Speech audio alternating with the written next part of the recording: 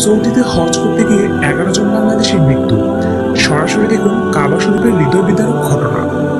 এবছর পবিত্র হজ পালন করতে গিয়ে সৌদি আরবে 11 জন বাঙালির মৃত্যু হয়েছে। এরা সবাই বার্ধক্যজনিত কারণে মারা গেছেন এবং রীতি অনুযায়ী মক্কায় মারা যাওয়া মুসল্লিদের সেখানে কবর দেওয়া হবে বলে জানিয়েছেন হজ কর্তৃপক্ষ। স্থানীয় বিভিন্ন গণমাধ্যমের তথ্য মতে সৌদি আরবের প্রতিকূল আবহাওয়া ও কিছুটা ভিন্ন পরিবেশের কারণে প্রতি বছর স্বাস্থ্যগত নানা সমস্যায় ভোগেন হজযাত্রীরা। এমনকি এতে মৃত্যুও হয় অনেকেরই। চলতি বছরেও হজ পালন করতে গিয়ে মক্কাতে 11 জন বাংলাদেশের মৃত্যু হয়েছে। বন্ধুরা, আজ আপনাদেরকে হজে মৃত্যুবরণকারীদের কি করে সে সম্পর্কে বিস্তারিত জানাবো এবং হজের সফরে মারা গেলে যে মর্যাদা পাবে মৃত ব্যক্তি সে সম্পর্কে আপনাদেরকে জানাবো। এবং আমি নিশ্চিত এ সম্পর্কে আপনি জানলে আপনিও মনে মনে চাইবেন যদি কখনো হজ করতে যান তাহলে যেন আপনার মৃত্যু সৌদি আরবে হয়। ঘটনাটি শোনার পরও আপনার অন্তর নরম হয়ে যাবে এবং আপনি যদি মুসলমান হয়ে থাকেন আপনার মুখ থেকে একটি শব্দ বের হবে, আল্লাহ তাআলা চাইলে সব সম্ভব। সৌদিতে হজ করতে গিয়ে 11 জন ব্যক্তি কিভাবে মৃত্যুবরণ করলো সে বিষয়ে আপনাদেরকে জানানো হবে এবং আরো জানতে পারবেন হজের সময় কেউ মারা গেলে তাকে দাফনের সময় কেউ কাফনের কাপড় দিয়ে মুখ ঢাকা হয় না। ঘটনা বিস্তারিত প্রথম থেকে শেষ পর্যন্ত আপনাদেরকে বলা হবে, তাই প্রতিটি মুসলমানের উচিত ভিডিওটি প্রথম থেকে না টেনে একেবারে শেষ পর্যন্ত দেখার। যারা জীবনে একবার হলেও হজ করতে যেতে চান তারা অবশ্যই ভিডিওটিতে একটি লাইক দিয়ে দিন এবং কমেন্টে লিখুন আমিন। এই ভিডিওটির লাইক টার্গেট 10,000, তাই এখনই ভিডিওটিতে লাইক দিয়ে দিন। এই ভিডিওটির মধ্যে আপনারা প্রমাণ পেয়ে যাবেন যে হজ পালনরত অবস্থায় মৃত্যুবরণকারী ব্যক্তিদের আল্লাহ কেমন মর্যাদা দান করেন। তাই ভাই ও বোনেরা, দেরি না করে চলুন ঘটনাটির মূল অংশ শুরু করা যাক। যারা কমেন্ট বক্সে প্রমাণ চান যে এগুলো মিথ্যা ঘটনা তাদেরকে আজকে অনুরোধ করে বলছি ভিডিওটি শেষ পর্যন্ত দেখলে আপনি প্রমাণ পেয়ে যাবেন। চলতি বছরেও হজ পালন করতে গিয়ে মক্কাতে 11 জন বাংলাদেশির মৃত্যু হয়েছে। চলতি বছর মক্কায় হজ পালনের জন্য এখনো পর্যন্ত 74,000 বাংলাদেশি সৌদি আরবে গিয়েছিল। সরকারি ও বেসরকারি ব্যবস্থাপনায় এবছর 22,221 বাংলাদেশি হজ পালন করার কথা ছিল।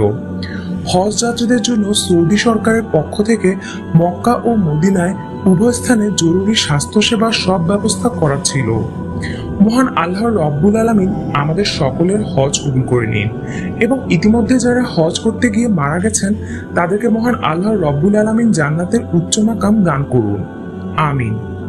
বন্ধুরা, আপনারা কি জানেন হজের সফরে মারা গেলে আল্লাহর পক্ষ থেকে কেমন মর্যাদা পাবে সেই মৃত ব্যক্তি? হজ হিজরি বছরের জিলহজ মাসের 8 জিলহজ থেকে 13 জিলহজ দিনগুলোতে অনুষ্ঠিত হয়। হজ উপলক্ষে বিশ্বের বিভিন্ন দেশ থেকে শিশু, কিশোর, যুবক, বৃদ্ধ, লাখো মুসলিম নারী পুরুষ অংশগ্রহণ করে।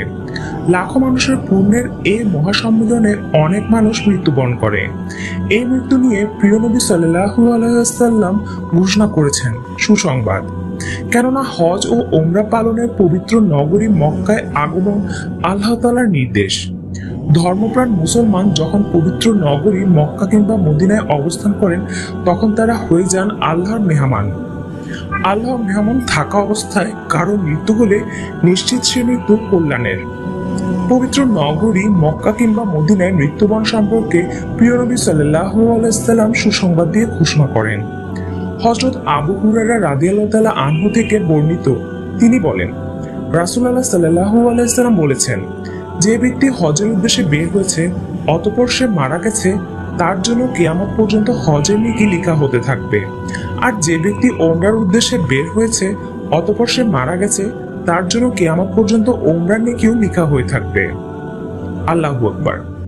যারা জীবনে একবার হলেও হজ করতে যেতে চান আল্লাহ তাআলা যেন আপনার মনের ইচ্ছা পূরণ করেন। কমেন্টে লিখুন আমিন। হজের সফরে মৃত ব্যক্তির জন্য দুঃখ নয় বরং এর মহা খুশখবরি, কারণ হজের সফরে মৃত ব্যক্তিকে ইহরামের পোশাকে দাফন করা হবে আর কিয়ামতের দিন ইহরামের পোশাকে তালবিয়া পাঠ করতে করতে সে হাজির হবে। এই বিষয়ে হযরত ইবনে আব্বাস রাদিয়াল্লাহু তাআলা আনহু থেকে বর্ণিত, তিনি বলেন, আমরা বিশ্বনবী সাল্লাল্লাহু আলাইহি সাল্লামের সঙ্গে এক সফরে ছিলাম। সে সময় এহরাম অবস্থায় এক ব্যক্তি হঠাৎ উটের পিঠ থেকে পড়ে গিয়ে হাড় ভেঙে মারা যায়। ফলে রাসূলুল্লাহ সাল্লাল্লাহু আলাইহি ওয়াসাল্লাম বললেন, তোমরা সিদ্ধ পানিতে কুল গাছের পাতা দিয়ে তাকে গোসল দাও এবং তার এহরামের কাপড় দুটি দিয়ে কাফন দাও। হজ সফরে মৃত ব্যক্তির জন্য দুঃখ নয়, বরং এ মহা খুশখবরই। কারণ হজ সফরে মৃত ব্যক্তিকে এহরামের পোশাকে দাফন করা হবে, আর কিয়ামতের দিন এহরামের পোশাকে তালবিয়া পাঠ করতে করতে সে হাজির হবে। প্রতি বছর হজের সময় সৌদি আরবের মক্কা বা মদিনা অবস্থানকালে অনেক হজ যাত্রী মারা যায়। নিয়ম অনুযায়ী হজ করতে যাওয়া কোনো হজ যাত্রী মারা গেলে তার লাশ নিজ দেশে ফেরত পাঠানো হয় না। আর এই সংক্রান্ত একটি ঘোষণাপত্রে হজের প্রস্তুতকালে প্রত্যেক হাজিকে সম্মতি দিতে হয়। হজের সফরে মক্কায় যারা মারা যায় তাদেরকে কাবা শরীফের সন্নিকটে জান্নাতুল মাওলাতে দাফন করা হয়, আর যারা মদিনায় মারা যায় তাদেরকে মসজিদে নববীর সংলগ্ন জান্নাতুল বাকিতে দাফন করা হয়। এই কবরস্থানে প্রিয় নবীর সন্তান, স্ত্রী সহ অসংখ্য সাহাবায়ে কেরামের দাফন রয়েছে। হজ পালনকারীদের কেউ মারা গেলে তাদের দাফন এসব গোরস্থানে হওয়া সৌভাগ্যের। আর হাদিসে খোঁজখবরই তো রয়েছে। নবীজি সাল্লাল্লাহু আলাইহি সাল্লাম বলেছেন, কিয়ামতের দিন সর্বপ্রথম যে ব্যক্তি জমিনে চির ধরবে সেই ব্যক্তি আমি, তারপর আবু বকর রাদিয়াল্লাহু তাআলা, তারপর ওমর রাদিয়াল্লাহু তাআলা, তারপর আহলে বাকি। আমি আহলে বাকির পাশে থাকব, তারা আমার সঙ্গে একত্র হবে। তারপর আমি মক্কাবাসীর জন্য অপেক্ষা করব, তারা মক্কা ও মদিনার মাঝামাঝি জায়গায় এসে আমার সঙ্গে মিলিত হবে। আল্লাহ তাআলা মুসলিম উম্মার সেসব হজযাত্রীকে নবীজির প্রতিশ্রুতি কিয়ামত পর্যন্ত হজের সওয়াব দান করুন, প্রিয় নবীর সঙ্গে মিলিত করুন, জান্নাতের সর্বোচ্চ মাকাম দান করুন, আমিন।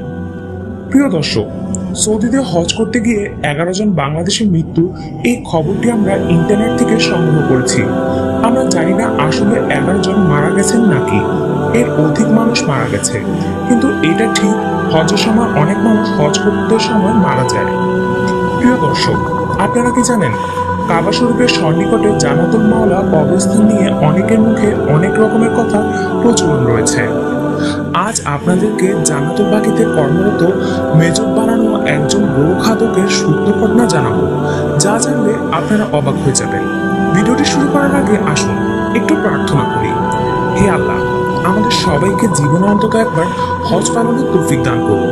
যারা জীবনে একবার হজ পালন করতে যেতে চান কমেন্ট বক্সে লিখুন আমিন, এবং ভিডিওটিতে একটি লাইক দিন। আর যারা এখনো চ্যানেলটিকে সাবস্ক্রাইব করেননি, চ্যানেলটিকে এখনই সাবস্ক্রাইব করুন। এই ভিডিওটির লাইক টার্গেট 10,000, তাই এখনই ভিডিওটিতে লাইক দিয়ে দিন। এই ঘটনাটি একজন ব্যক্তি যার নাম উসমান, তার সাথে ঘটেছিল।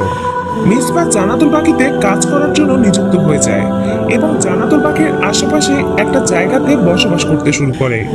তিনি বলেন, কয়েক বছর আগে একদিন রাতের বেলায় একটি কবর খনন করছিলেন। তখন তিনি অদ্ভুত কিছু জিনিস দেখতে পেল। তিনি লক্ষ্য করলেন জান্নাতুল বাকির কিছু কবর আচমকা ফাটতে শুরু করে এবং সেই কবর থেকে সাদা কাপড় পরা মৃত ব্যক্তি বের হয়ে আসছে। সেই মৃত ব্যক্তিগুলো জোরে জোরে চিৎকার করে কান্না করছে এবং তারা মসজিদে নববীর দিকে মুখ করে জোরে জোরে চিৎকার করে দুরূদ শরীফ পাঠ করা শুরু করেছে। সেই দৃশ্য এতটাই ভয়ানক ছিল যে যা দেখে সাথে সাথে মিসবাহ সেখানে অজ্ঞান হয়ে যায়। যখন তার জ্ঞান ফিরে তখন সে কবরগুলোকে দেখে যে কবরগুলো রাতের বেলায় ফেটে গিয়েছিল। সেই কবরগুলো এখন যা অবস্থা আপনি জানলে অবাক হয়ে যাবেন। বন্ধুরা, সেই ঘটনার পর তিনি বলেন, কবরগুলোতে ফেটে যাওয়ার একটি চিহ্ন সেই রাতে পায়নি। এরপর কবরে কোনো চিহ্ন না দেখার কারণে মিসবাহ ভাবল যে এটা হয়তো তার চিন্তা ভাবনার কারণে হবে অথবা ঘুমের ঘুমে। এগুলো মনে মনে ভাবছিল। তাই সেই দিন এই কথাগুলোকে তুচ্ছ করে দিল এবং সেখান থেকে চলে গেল। কিন্তু ইত্তেফাক দেখুন, কিছুদিন পর জুম্মার রাতে হঠাৎ একটি কবর খনন করতে তাকে আবার জান্নাতুল বাকিতে যেতে হলো এবং সেই দিনও সে একই জিনিস দেখল। কবর থেকে মৃত ব্যক্তি বের হয়ে আসছে। তারা মসজিদের নবীর দিকে মুখ করে দুরূদ শরীফ ও জোরে জোরে চিৎকার করতে আরম্ভ করেছে। তারপর সে আবারও অজ্ঞান হয়ে যায় এবং একই জিনিস তার সাথে আবারও ঘটে। এগুলো ঘটনা অবলম্বন করে মিসবাহ মনে করলো যে আসলে এটা কোনো কাকতালীয় ব্যাপার হতে পারে না, এটা সত্যি আমার সাথে হয়েছে, যা দেখে আমি প্রতিনিয়ত অজ্ঞান হয়ে যাচ্ছি। এগুলো উপলব্ধি করার পরেও সে চিন্তা করতে পারলো যে আগেরবার যখন সে জ্ঞান হারিয়েছিল তখন জুম্মার দিন ছিল, আর আজও তিনি অজ্ঞান হয়েছে, আজও হলো জুম্মার দিন।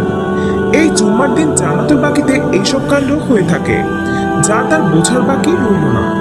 তিনি ভাবলেন এইসব ঘটনা তিনি আবারও দেখবেন, সেই জন্য তিনি প্রত্যেকদিন জান্নাতুল বাকিতে রাত কাটাতে শুরু করলেন। কিন্তু সপ্তাহে কোনোদিনও তিনি এইসব ঘটনা নিজ চোখে দেখতে পারলেন না। যখন শুক্রবার হলো তখন তিনি রাতের বেলা আবার এসব ঘটনা দেখতে পেলেন। তাই তিনি বুঝে গিয়েছিলেন যে প্রত্যেক শুক্রবার জান্নাতুল বাকিতে এইসব অদ্ভুত কাণ্ড হয়, যা মৃত ব্যক্তির কবর থেকে উঠে মসজিদুল নববীতে জোরে জোরে চিৎকার এবং কান্নাকাটি করে এবং দোয়া দুরূদ শরীফ পাঠ করে। তারপর থেকে প্রত্যেক শুক্রবারের রাতে জান্নাতুল বাকিতে মিসবাহ কাটাতে শুরু করলো। কয়েক সপ্তাহ এভাবে কাটানোর পরে এক সপ্তাহ শুক্রবার দিনে এমন একটি ঘটনা জান্নাতুল বাকিতে ঘটলো যা কখনো ভাবতেও পারেনি মিসবাহ। জান্নাতুল বাকিতে শুক্রবার রাত এমন এক দৃশ্য অবলোকন করলো যা দেখে মিসবাহর হোশ উড়ে গেল। সে লক্ষ্য করলো জান্নাতুল বাকিতে এক কবরে থেকে একজন ব্যক্তি উঠে তার নাম ধরে ডাকছে, এবং সে মৃত ব্যক্তি মিসবাহকে বলল, যখন তুমি সবকিছু জেনে গিয়েছো তখন কেন তুমি আমাদের সাথে গোপনে শামিল হচ্ছ? তুমি আমাদের সাথে প্রকাশ্যে শামিল হও। তুমি আমাদের সাথে কান্নাকাটি করো আল্লাহর জন্য, এবং আমাদের সাথে দুরূদ শরীফ পাঠ করো এই কবরস্থানে। মৃত ব্যক্তির এইসব কথা শুনে তিনি অনেক ভয় পেয়ে গেলেন এবং তাড়াহুড়ো করে সেখান থেকে তিনি পালিয়ে গেলেন। এরপরে জুম্মার রাতে সে মনে করলো, আমি যদি মুখে কাউকে এই কথা বলি তাহলে কেউ বিশ্বাস করবে না, আমাকে প্রমাণ নিতে হবে। সেই জন্য তিনি সে জুম্মার রাতে জান্নাতুল বাকিতে ক্যামেরা নিয়ে গেল সেই মুহূর্ত রেকর্ড করার জন্য, এবং সে ক্যামেরায় রেকর্ড করে সকল মানুষকে এই দৃশ্য দেখাতো। এমনকি সে ভেবেছিল সোশ্যাল মিডিয়ায় সে খবর প্রচার করবে। যেই কথা সেই কাজ। জুম্মার দিন রাতের বেলা কবরস্থানে অবস্থান করলো এবং ক্যামেরা অন করে সে মৃত ব্যক্তি এবং মৃত ব্যক্তির দুরূদ পাঠ করার দৃশ্য রেকর্ড করে নিল। রেকর্ড করার পর ফজরের সময় নিজের বাসায় চলে আসলো। বাসায় চলে এসে ক্যামেরা যখন অন করে তখন সে দৃশ্য দেখতে পায়, এবং সে মনে মনে ভাবলো, এই দৃশ্য আমি সোশ্যাল মিডিয়ায় এবং নিউজ চ্যানেলে সম্প্রচার করব। সেই কারণে তিনি শহরের বিখ্যাত নিউজ চ্যানেলকে ফোন দিল এবং তাকে এইসব ঘটনার মূল কারণ বলল, এবং এটাও বলল তার কাছে ভিডিও ফুটেজ রয়েছে, তারা যদি নিতে চায় তাহলে তারা যেন তার সাথে এসে দেখা করে। তাড়াহুড়ো করে নিউজ রিপোর্টাররা তার বাড়িতে এসে তার সাথে সাক্ষাৎ করে, এবং যখনই তার মুখে এসব কাহিনী শুনে তখন তারা ভিডিও দেখতে চায়।